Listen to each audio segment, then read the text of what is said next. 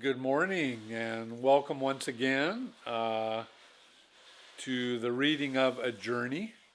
It's Friday, is this August? August 3rd. Looks like it's going to be another beautiful day out here.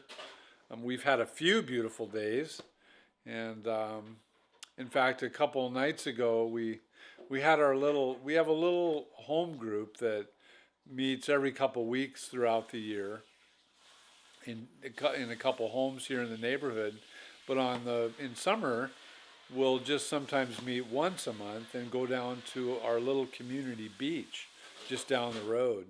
This beautiful little beach, and we did that a couple nights ago, and there were only like six of us from the group there. It's just a little group, but before we knew it, there's like 20, at least 20, more than 20, I think, neighbors all with the same idea as us to have a great time down on the beach and do a barbecue.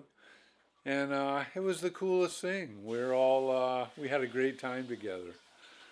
And we are so fortunate we live in a great community. I love, community is a beautiful thing. I really like it. So, it's now Friday.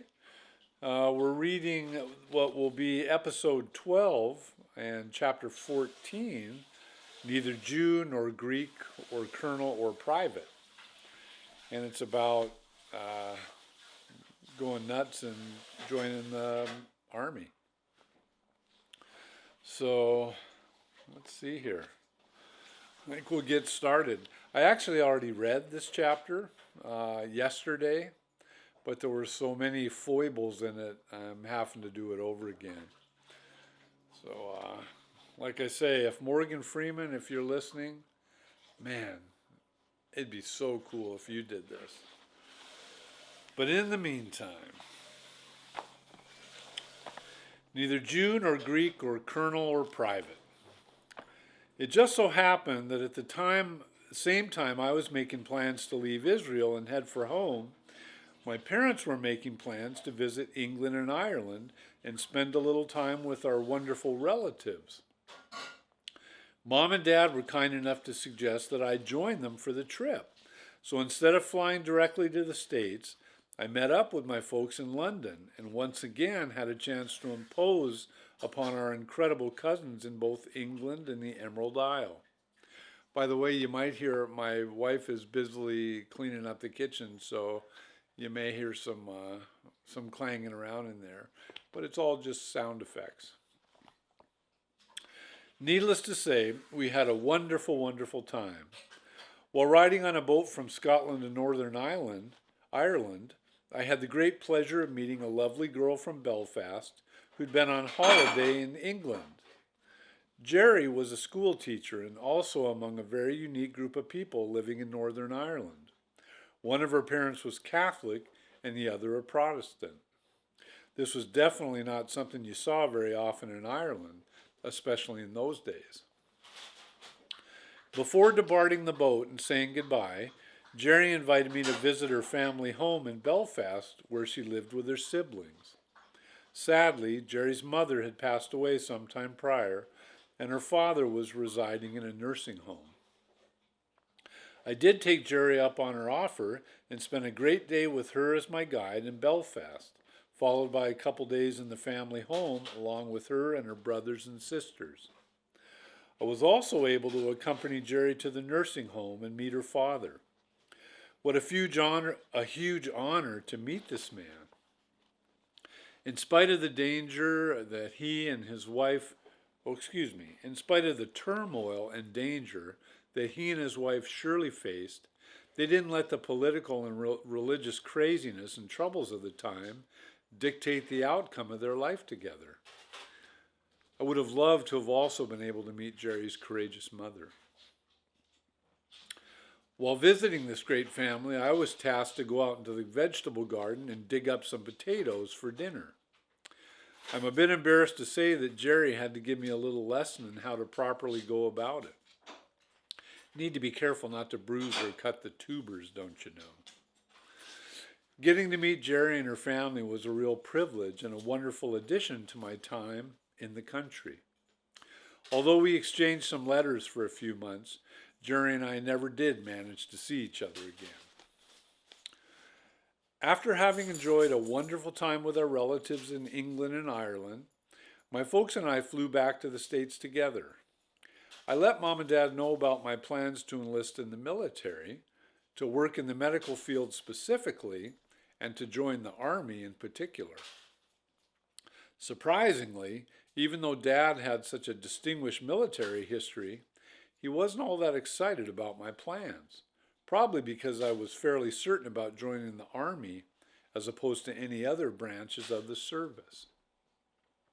He made me promise to first at least speak with an Air Force recruiter before making any decisions. It just so happened that one of the guys at the church I'd grown up in was a recruiter for the Air Force. We sat down together to discuss the possibilities, and wouldn't you know it, his recommendation to me, if indeed I was interested in the medical field, was to pursue an MOS, military occupation specialty, in the Army called 91C. The 91 Charlie job category was simply a combat field medic with some extra training in the hospital setting. After a designated amount of time working as a short Charlie, there was potentially the possibility of being chosen for and attending the long Charlie program.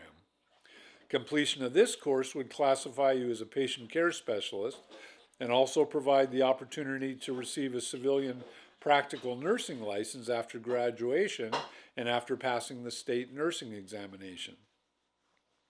This all sounded like the direction I was wanting to go, so it wasn't very long before I was sitting down in the Army recruiter's office and taking the required enlistment tests. After the test scores were in, the recruiter started telling me about all the great jobs I would qualify for. Helicopter mechanic, this thing, that thing, all kinds of things, but no medical thing. I asked him what the deal was, and he explained that because I had divulged having used recreational drugs on my paperwork, I would not be eligible for the 91C program or any job categories that might include working with medications. Bummer. He then went on to say that it wasn't so much whether or not I had used drugs, but if I had bought drugs. He also said we could even change that answer on my paperwork if necessary. Considering I really felt that joining the military was what I was supposed to be doing, and truly hoped that perhaps there was even some divine direction behind my thinking, lying on the documentation about having bought drugs or not really wasn't part of my plan. Yes, I had bought drugs. I let the recruiter know that I wouldn't need to be changing anything, but would be happy to write up a letter explaining my youthful experience with pharmaceuticals, and also the reasons I'd come to realize why that was such a physically and mentally and spiritually unhealthy way to live, as well as the reasons why I'd chosen a new way. I submitted the letter to my recruiter, who said he'd let me know in a few days what the powers that be had to say. I did hear back a few days later, and he informed me that I would be welcome to attend the 91C medical program, and that the Army was chalking up my history with herbal and other mind-altering substances to experience. Fort Leonard Wood, Missouri. What a lovely place to attend basic training in the winter. Not really, but having since been to Missouri in the summer, I realized that would have probably been worse. Upon arriving on the post late at night, we were escorted to some old wooden barracks. When you entered the barracks doors, there were two large barrels, which I believe were meant to provide you with one last chance to get rid of any contraband on your person by throwing it into a barrel with no questions asked. I later wondered if one young recruit didn't perhaps have a little stash on his person and choose to swallow it rather than throw it into a barrel. We were informed that because the barracks were made out of wood, we needed to have a fire watch. Someone had to be up walking around the building all night, making sure that it didn't burn down. I'm guessing the point of this was to make sure that nobody got much sleep. So one person would make sure that the building didn't burn down for an hour or two, and then wake up the next person whose job it was to make sure that the building didn't burn down. I never found out why there was any danger whatsoever of the building catching on fire. I was awake in my bunk, thinking about and talking to God about this potentially very foolish thing I had done by joining the Army. I watched as the fire watch on duty walked up to and shook the oncoming fire watch, who was asleep in a top bunk.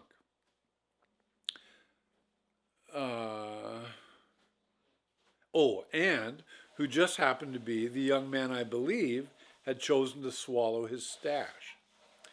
The boy in the top bunk suddenly sat up, started screaming at the top of his lungs, fell to the floor, and half crawled, half ran out of the building, still screaming. We never saw this young fellow again. Oh my, what have I done? This would be the first of many times over the next few years when I needed to remind myself that I chose to do this Army thing. I needed to remind myself several times just during basic training. One day, while standing in formation, a big Southern drill sergeant stood in front of me with his drill sergeant hat touching the brim of my hat and asked the following: "Gates, you used to be a flower child, didn't you?" I wasn't sure if I'd heard him correctly and responded with, "Excuse me, drill sergeant?" Because the prescription for my eyeglasses was apparently a little harder to fill than those of some of the other recruits, I was the only person in the company that hadn't been required to wear a pair of ugly black horn-rimmed Army issue glasses. I was still wearing my wire rim frames. Perhaps the sergeant thought they were a little too hippie-ish. He then said, "You know, the ever-flowing waves of peace." Although I never qualified as a flower child, the wannabe hippie in me replied, "Yes, drill sergeant." Mr. Drill Sergeant then shouted in my face, "Well, now you're a warrior!" I think he even got a little spit in my eye when he shouted, even with my glasses on. Actually, this particular drill sergeant had a pretty good sense of humor. On one occasion, he called me out of formation for something I'd apparently done that ticked him off and ordered me to give him 50 or however many push-ups. I think he must have reconsidered whether I'd really done anything that warranted having to do a bunch of push-ups in front of the whole company, because he got down on the ground in front of me and with a smile on his face, joined me in the exercise. He was one of the few drill instructors that actually may have enjoyed his job a little. We had some that obviously didn't. They were the ones that tried to make basic training as miserable for you as it was for them. And I was going to show you, just a few days ago, we received this box from my sister-in-law, Jan, who, it was some photos and some stuff that must have belonged to my mom before she passed away. So she and my brother Frank had this box of stuff. And now, so among the goodies in the box was this picture of an old Army picture of me. And I just want to get your opinion. You know, I mean, how hippie-ish or how flower childish can you look when you're in the military? This was in Germany, by the way, and I had my hair was really long for Army standards there. So I don't know where the drill sergeant came up with that, but I really did like him. He was a good guy. All right, we'll press on. One of the things that made basic a little more enjoyable for me was being asked to call cadence while we were marching. So I was the guy who yells out a song to keep everybody in time, and they in turn shout it back to you. The job followed me from basic training to the field medic program I later attended in San Antonio, Texas. It was kind of fun to be able to sing anything I wanted to. While at Fort Sam Houston, I even had our platoon singing Psalm 133:3 in Hebrew. It sounded kind of cool, and when I explained the translation, behold how good and how pleasant it is for brethren to dwell together in unity, most everybody was willing to shout it out. There was one guy, however, who let me know that he was an American and didn't want to be singing anything in another language. I asked him where his grandparents came from, and turns out he was a mix of Norwegian and some other European heritage.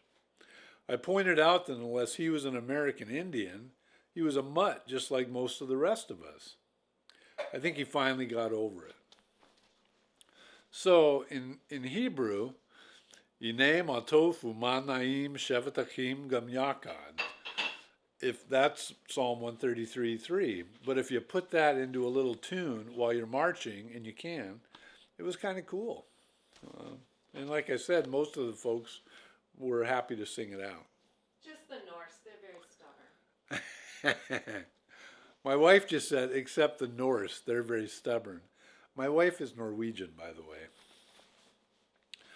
From San Antonio, I was assigned to work in the hospital at West Point for a few months as part of the Short 91C program. What a great assignment. I arrived in Manhattan late at night wearing my Class A dress uniform, but mistakenly got off the bus prematurely at a little stop outside of the center of town. It was late, it was dark, and I was pretty lost. I set my suitcase and duffel bag down just long enough to try and read the bus schedule and figure out how to get into the city center. While reading the schedule, a guy, who I didn't even know was there, surprised me when he came up and said, "Man, don't ever put your bags down like that. Someone will rip you off." Fortunately, he wasn't looking to rip me off. In addition to giving me some very valuable advice, he also showed me on the schedule the bus that I would need to catch. So here I was, late at night in Manhattan, wearing my Class A Army uniform, carrying all my gear and looking about as out of place as I could get. A few young guys came up and I asked them if they knew of a good cheap place to stay for the night. One of them responded, "With a woman or without." I wasn't sure if he was joking or not. Another one of the guys suggested a location on Lexington Avenue, which turned out to be a house that was apparently founded in the early 1900s to be a home away from home for military personnel and at an affordable price. What a wonderful place. A beautiful big old house just a short walk from where I was, with a clean, comfortable bed and even a reading room with lots of books. I ended up staying for a couple days before heading north to the new assignment at Keller Army Hospital, West Point. About 50 miles north of New York City, overlooking the Hudson River, sits West Point Military Academy. It's here that the Army provides a select few up-and-coming military officers with their college education. It was also here that I had the pleasure of spending the next few months working in the hospital as part of my medical training. It was a very interesting environment to be in as a 23-year-old Private E1 among a group of military cadets, many, if not most, of which were younger than me. My hospital uniform consisted of a white shirt and pants with no identifying rank due to only being an E1. Having several cadets confused about whether to salute, call me sir, or just what, was kind of fun. On several occasions, I told them to just call me Tim. As a person who's been blessed with some of the flattest and most unusual looking feet that God ever saw fit to form in fashion, I'd always used some kind of orthotic arch support in my shoes. Since childhood, I wore just about everything from plastic to thin metal to leather. And knowing people who were denied entry into the military because of their feet It was pretty miraculous. The physician who performed my military physical ever okayed me to join. My feet really are pretty weird. While at West Point, I decided to pay a visit to the podiatrist, the foot doctor, and to see about having a new pair of inserts made.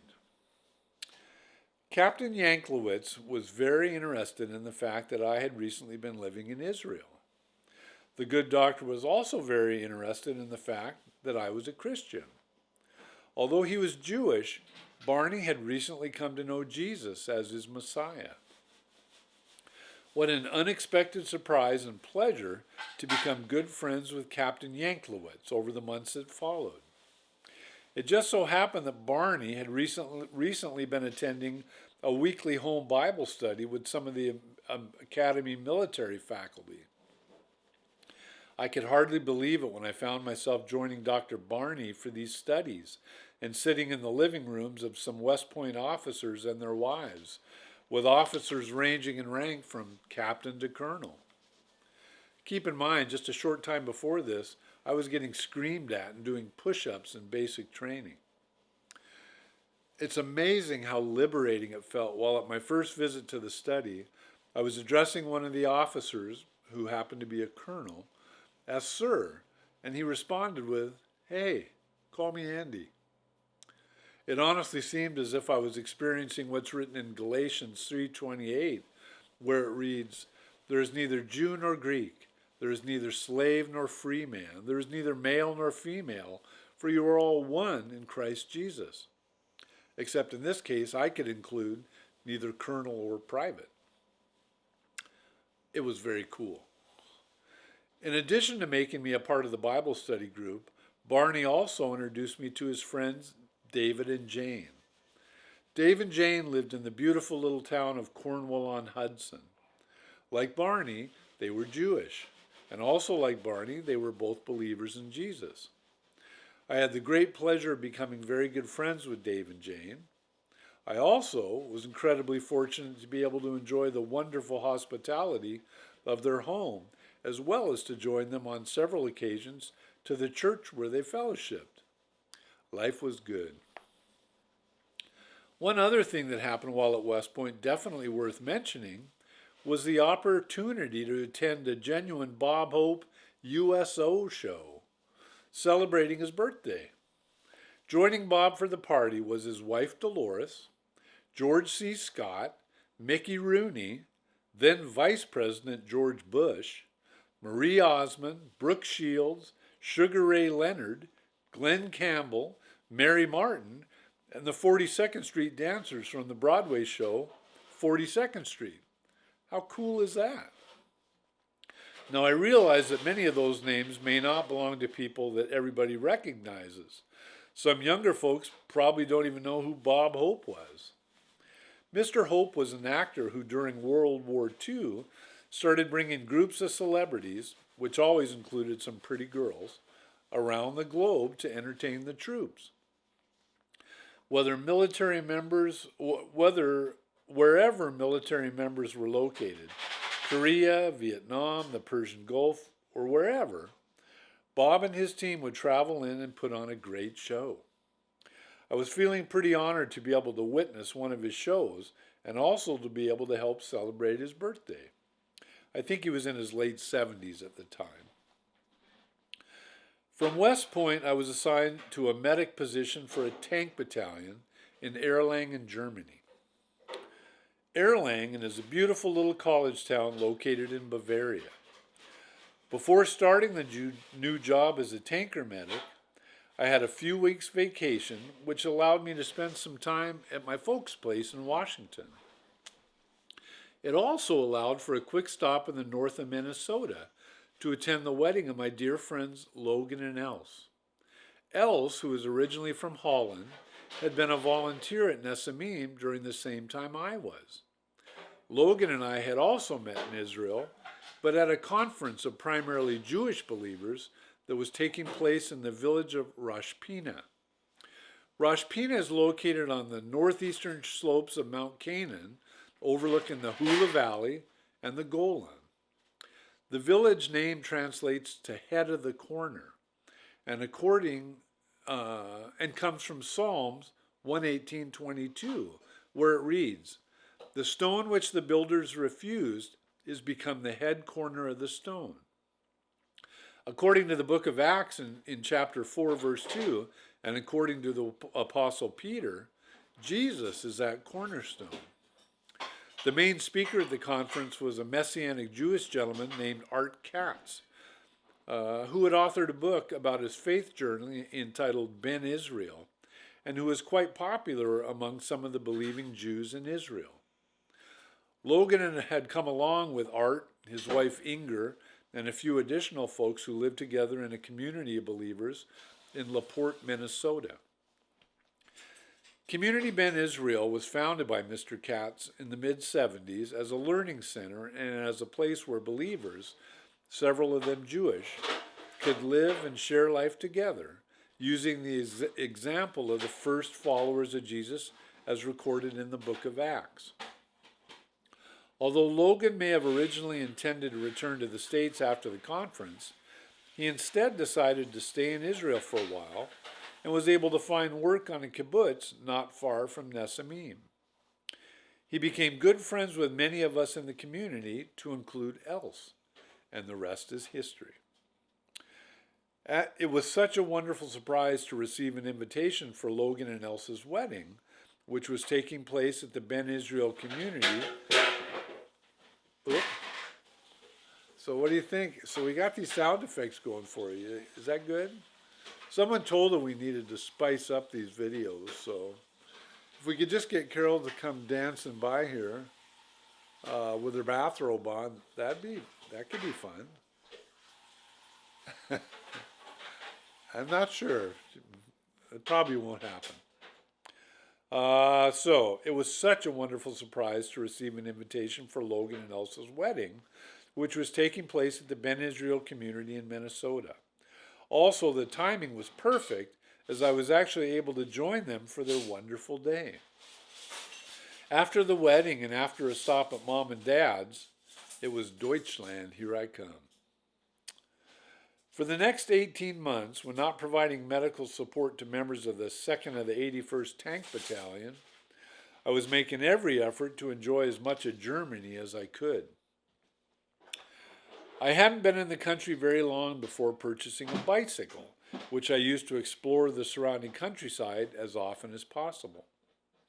Erlangen, being a college town, was also a community with a large population of young adult students, many of which weren't terribly happy about having an American military base in their lovely little town. Although there were those of an older generation who had some recollection of what had taken place in the country under Hitler and who were grateful for America's intervention after the war, there were also quite a few young people who saw Americans as simply warmongers and the soldiers at Ferris Barracks as an extension of the American war machine. As much as I tried to stay under the radar when out and about town and tried to use what little German I had learned whenever possible, there was still the rare cafe that refused me service, assuming I was an American soldier. Fortunately, this was the exception and by no means the rule. There were loads of very nice people living in and around Erlangen who intentionally wanted to get to know Americans better. A small group of those folks were members of a club called Contact. Contact was organized to allow U.S. soldiers and residents of the local community an opportunity to get to know and socialize with each other and to gain a little better understanding of one another's culture. It was also a great place to work on your German language skills. By participating in the Contact Club, I gained some great friendships, some of which have remained until this day. One friend is a high school teacher who has stayed with us here in the States a few times over the years. He and his wife were also kind enough to have our youngest child as a guest in their home in Germany while he was traveling around Europe a couple years ago. Sometimes during training exercises, when we were out in the field, it was my job to drive the Jeep for our company physician's assistant. Depending on where we were training, I would sometimes get up early in the morning and take the Jeep into whatever village was near and pop into the Baccarai Conditorai bakery pastry shop or the Metzgerei butcher shop and pick up some wonderful fresh goodies for the medical platoon. Not that sea rations can't be made to taste pretty good, especially if you have the ability to heat up your unidentified meat in a can. But there's nothing quite like fresh German breads and cheeses and meats and pastries. I was a pretty popular guy after making those little early morning trips.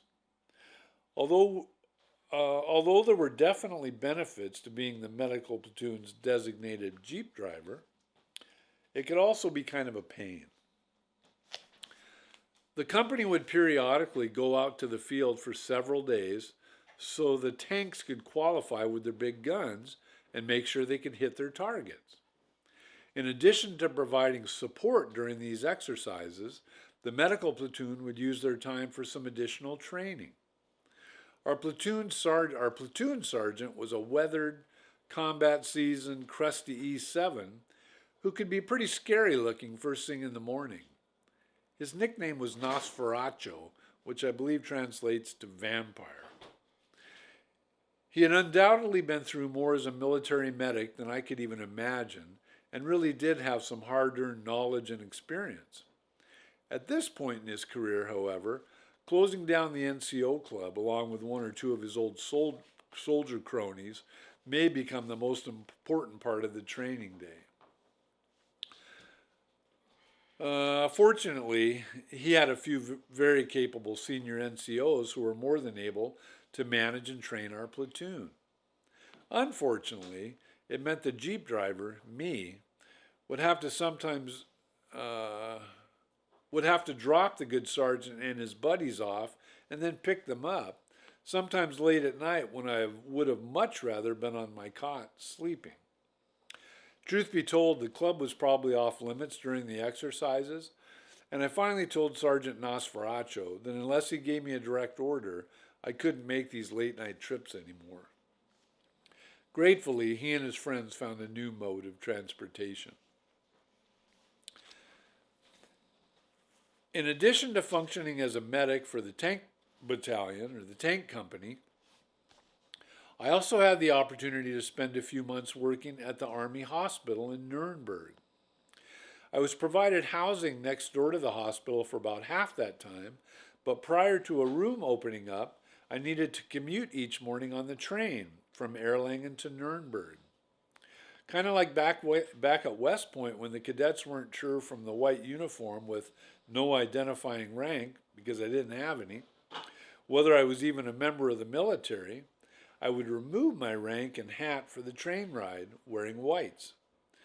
I was able to make the trip incognito. It was kind of nice just to feel like a regular guy. Before completing an 18-month tour of duty in Germany, I was advised by our warrant officer, physician assistant, that I would be representing the medical company along with a couple other guys in a week-long testing process where U.S. and NATO combat medical personnel, both enlisted and commissioned officers, attempt to obtain the coveted EFMB. The EFM what? Until then, I'd never even heard of an EFMB, or Expert Field Medical Badge. Turns out receipt of this special skills badge was kind of a big deal for those who wanted to demonstrate their knowledge and skills as a combat medic. Personally, I was more than happy just to do my job and leave it at that. After finding out about the extent of written and physical testing that a person needed to complete in order to receive the prize, I wholeheartedly tried to talk the PA out of sending me. No dice. His mind was made up. In the end, I was kind of glad that he did make me go, because somehow, much to my surprise and only by the grace of God, I managed to get through the required events and receive the badge. One of the most challenging components of the test, at least for me, more than the timed 12-mile road march with a standard fighting load, and more than any of the many combat medical tasks, was the night navigation course. I considered it a genuine miracle when in the middle of the night, my team member and I were able to make our way through the woods with just a map, a compass, and a little red pen light that I'm not even sure we were supposed to use that, but on occasion we did. Finding several pre-designated locations. Neither of us could believe it when we ended up at our final checkpoint within the given time. I really did consider it a miracle. Knowing that time with the 2nd of the 81st Tank Battalion was limited and would only last for a year and a half, I tried to be proactive about where my next assignment would be. Several months before the tour ended, I started submitting requests to be stationed at a location that would be interesting to visit, while also somewhere I'd never been. Turkey was my first choice, but that was denied. I then tried for Korea, which also got nixed. Finally, I requested to just stay in Germany, which seemed like a good plan, as the Army wouldn't need to go to all the trouble of sending me across the globe. When the orders came in, they were not to stay in Germany. Instead, I would not only be returning to the States, but to Washington State in particular. I ended up as a field medic with a 4th of the 23rd Infantry Battalion at Fort Lewis, just a few miles from where I'd grown up. And if you'll please excuse me, I'm going to quickly eat a glass of water. Hello again. I can't deny that I'm pretty grateful for having served in the military during a relatively peaceful period of time. Other than Grenada in 1983, and with the exception of the sort of things that Special Forces type units may have been involved with that I didn't even know were taking place, it was a fairly uneventful few years militarily speaking. Several of the soldiers I served with and came to know while in the Tank and Infantry Battalion were, however, familiar with a very different kind of army. They had also served in Vietnam. I couldn't even imagine the horrors of what some of those guys had experienced. Truth is, I felt guilty having had it so easy. I'll start looking at the camera again. Not that we didn't sometimes participate in some pretty intense training. We did, particularly with the infantry battalion. Still, it was just training, nothing more than training. Soldiers who have served since the time I was in the military have not had the good fortune of concentrating their efforts on training. With the Gulf War, Somali Civil War, intervention in Haiti, Bosnia, Kosovo, Afghanistan, Iraq, Libya, and who knows what will be happening tomorrow, times have been anything but peaceful. Although a little guilty, I can't help but also feel grateful for being able to serve during the unusually quiet period that I did. As a medic for the infantry battalion, I spent a short time with Headquarters Medical Platoon, but it wasn't long before being assigned to the Scouts. Those are the guys with expertise in reconnaissance and surveillance.